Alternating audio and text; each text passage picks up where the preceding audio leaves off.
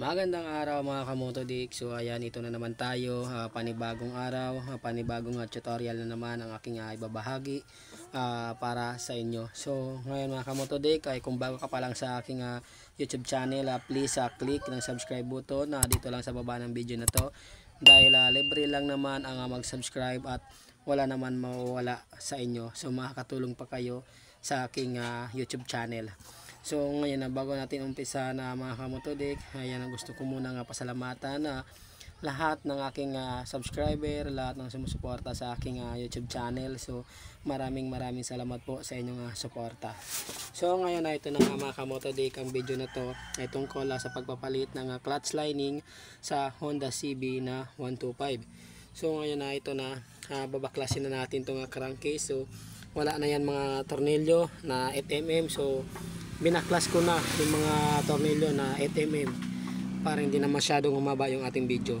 So ang kailangan lang natin gawin mga kamotodik bago natin baklasin yung crankcase ay i-drain muna natin yung kanyang langis.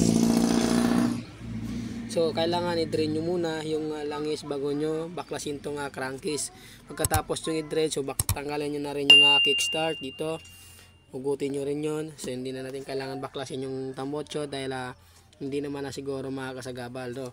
So ngayon ang pagbaklas nitong crankcase, gagamitan natin ng rubber mallet ito. So wag nyong pupukpukin ng maso or martilyo yung ating crankcase ito dahil baka mabasag. So mas dadami yung gastos nyo pagka nabasag nyo yan.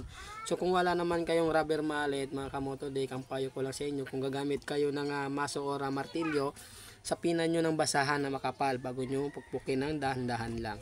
So ngayon baklasin na natin tong crankcase cover. Yan.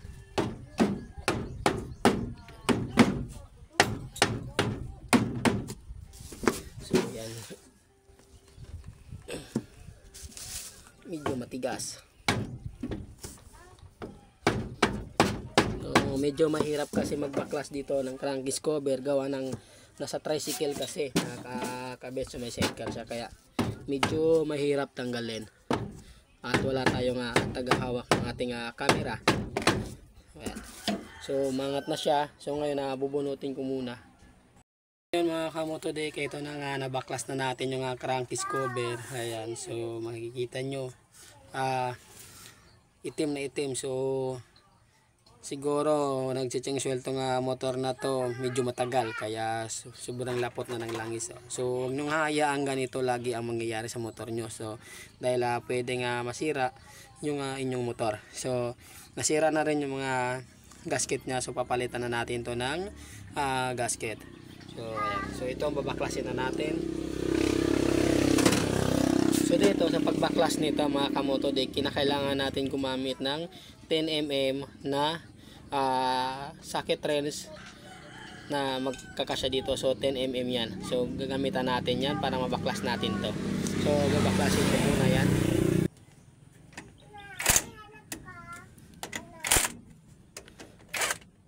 So pagtanggal mga kamotodik itong tornilyo nito, itong apat na tornilyo na to, wag nyo bibiglain tanggalin yung isa. Kailangan sabay-sabay nyo siyang baklasin. Ayan. Tapos ito. Ayan. So mas madali ang trabaho kapag meron kayong ganito na impact. Mas mabilis. So ayan, ganyan lang.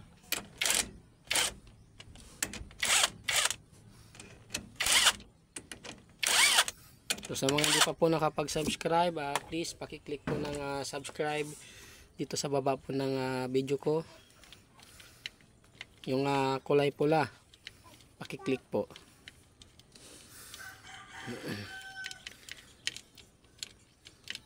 So ayan.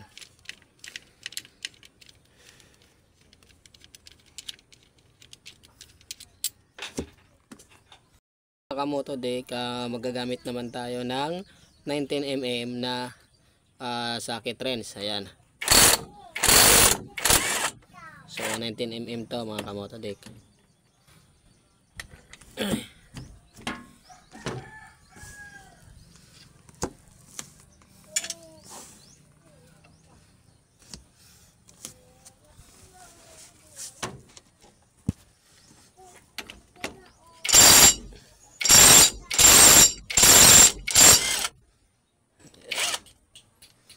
mas maganda talaga kung mayroon kayong impact drive para mas mabilis ang trabaho. Ayan. So ngayon wala nang mga nut, hugutin ko na lang muna yan. Ngayon nahugot ko na yung lining, so tanggalin na natin isa-isa.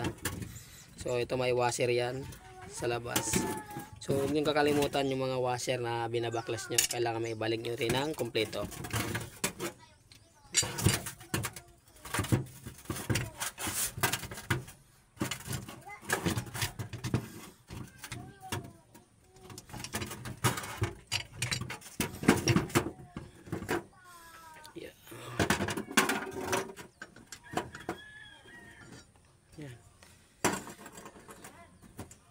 So sa loob mga kamoto deck, mayroon yan isang washer dito. Mayroon yan isang washer na nakalagay dito sa kanyang clutch housing. So kailangan maibalik nyo to, dahil pag hindi nyo to naibalik, titigas yung pagkambyo nyo, matigas, saka parang ano siya, yung kakajut-kajut. Kailangan maibalik nyo to.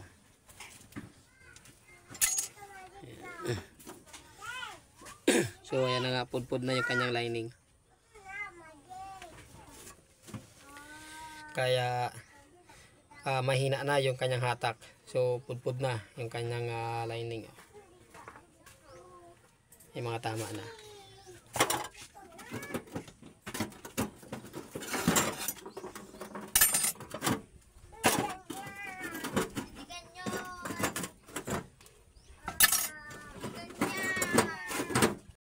So ngayon mga kamoto deck, kinakailangan natin hugasan ng gasolina. Dahil sobrang itim, so sobrang dumi na, no? Hugasan natin ito muna ng gasolina bago natin ikabit yung kanyang clutch lining. So bibili muna akong gasolina at hugasan muna natin. So ngayon mga kamotodek, ito nang nalinisan na natin yung mga pyesa. So gawin natin ay buuin na natin. So asimbolin na natin, lagay na natin yung mga clutch lining at bago natin isalpak doon sa makina. So ngayon buuin muna natin. So ito yung clutch lining, una at saka lining. Yan, so pagkatapos itong kanyang lining plate. Yan. So lining plate, tapos clutch lining. So ganyan lang, salit-salitan lang yan. Pagkatapos yung kanyang plate. So ayan. At clutch lining ulit. So ganyan lang mga kamotodek ang pag-assemble niyan.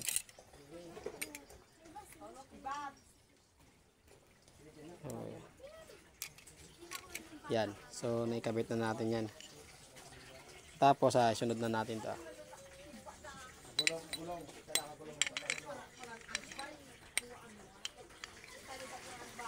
Kailangan makma sa mga gear.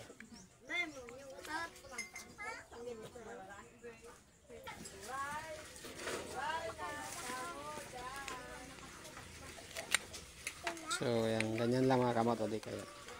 So ngayon nailagay na natin yung mga clutch lining. So sunod natin tong kanyang mga clutch spring. Ayan. So ganyan lang.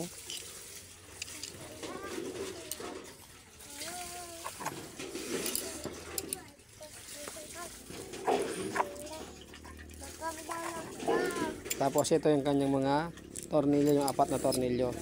So paghihigpit nito mga kamotodek, kaya ganun din. Huwag nyo huwag nyo higpitan muna yung iisang piraso lang. Kailangan sabay-sabay yung higpitan para hindi mababasag ito.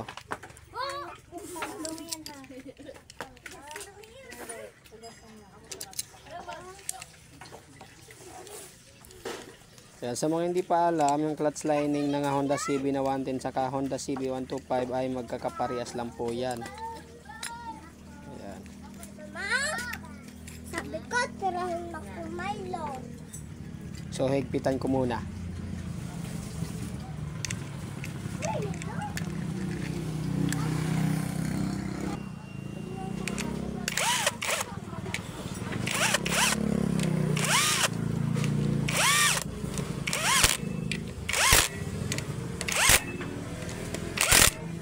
So ayan.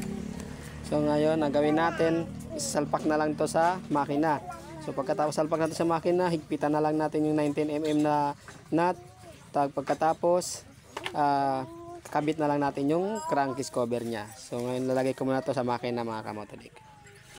Ngayon ay kakabit na lang natin tong kanyang clutch lining, itong kanyang clutch housing. Ayan, kakabit na lang natin yan. Tapos dito mga kamotodik, meron yan tatlong washer. Ayan. So dalawang maliit, isang malaki. So itong malaki na washer mga kamotodik, nandito yan sa loob. Dito mismo sa loob ng kanyang clutch housing. So kailangan wag niyo itong kakalimutan na ilagay dyan. So lalagay ko muna to. Ayan, so dito to nakalagay. Yan, dito sa loob. So ngayon gagawin ko para hindi yan malaglag, unahin ko muna ilagay itong clutch housing. Salpak ko muna to dito. Yan. Tapos itong kanyang washer dito sa loob. Yan yung malaking washer mga kamotodik. So bago natin isalpak itong clutch lining.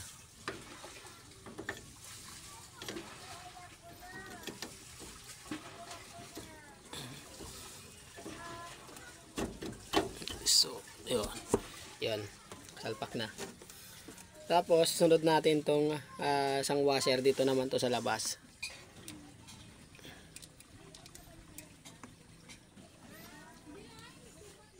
Yan. Pagkatapos, ito naman yung kanyang nut. Ito yung huli.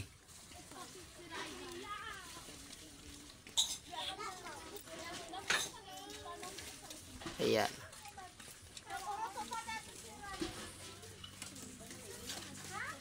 So ayan. So ngayon ay kabit na natin yan. Hihigpitan ko na lang yung mga kamotodik.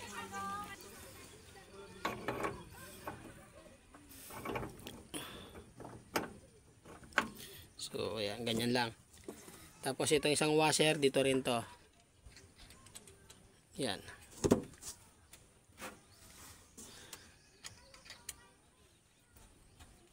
So ayan, okay na mga kamotodik. Tapos kung higpitan mo na yan, ito naman ang sunod dito. At ito yung kanyang tatlong tornilyo. Ito tornilyo ko na.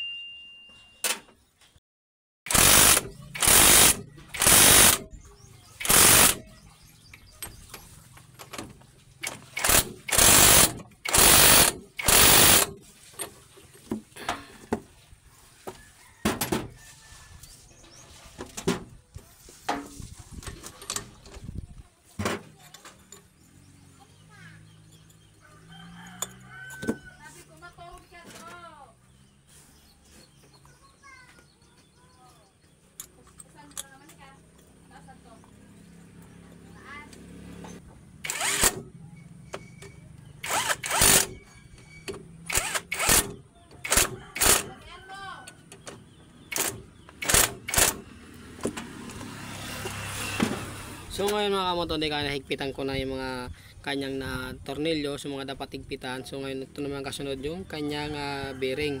So dito to nilalagay. Yan. Dito.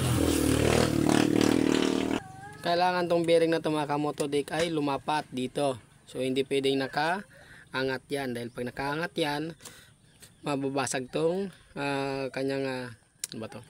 Ito, basta mababasag to mga kamotodik. So ngayon kailangan nakalapat yung kanyang bearing. So ayan. So ngayon mga kamotodik, kakabit ko na lang yung kanyang crankcase cover. So hanggang dito na lang din ang aking video. So ngayon sana nakatulong sa inyo tong video na to at sana may natutunan kayo. At sa mga hindi pa po nakapag-subscribe, please click po ng subscribe button. So ayan, maraming salamat po.